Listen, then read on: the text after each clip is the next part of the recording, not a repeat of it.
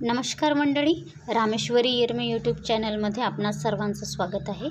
उल्हास नवभारत साक्षरता कार्यक्रमांतर्गत पायाभूत साक्षरता व मूल्यमापन चाचणीमध्ये अंशतः बदल करण्यात आलेला आहे। तर कोणता बदल करण्यात आलेला आहे हे पुढील प्रपत्रात आपण बघणार आहोत।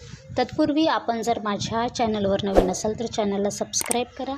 त्याचप्रमाणे व्हिडिओ आवडल्यास लाईक, शेअर व कमेंट करायला विसरू नका। तर चला मग सुरुवात करूया आजच्या व्हिडिओला। दिनांक 12/3/2026 रोजी हे परिपत्रक जारी करण्यात आलेलं आहे। प्रति गट शिक्षणाधिकारी सर्व, शिक्षण निरीक्षक मुंबई, शिक्षणाधिकारी सर्व। विषयामध्ये काय दिले बघा, उल्हास नवभारत साक्षरता कार्यक्रमांतर्गत पायाभूत साक्षरता व मूल्यमापन चाचणी परीक्षा सुधारित दिनांक 29 मार्च 2026 बाबत।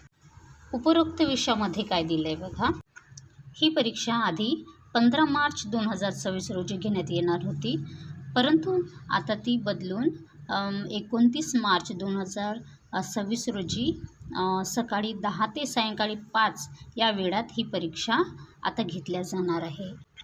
टॅगिंगचे काम तात्काळ पूर्ण करावे, साक्षरता वर्ग नियमित सुरू ठेवावेत, साक्षरता वर्गांना भेटी द्याव्यात, प्रश्नपत्रिकांचा पुरेसा सराव करून घ्यावा, परीक्षेस नोंदणी झालेले, पूर्वीच्या परीक्षेस उपस्थित न राहू शकलेले व कामगिरीत सुधारणा आवश्यक असलेले 100% असाक्षरांना या परीक्षेला उपस्थित ठेवायचं आहे।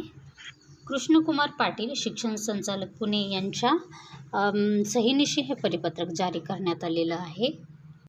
माहिती आपणाला समजलीच असेल। पुन्हा भेटूया नवीन माहितीसह, नवीन परिपत्रकासह। धन्यवाद।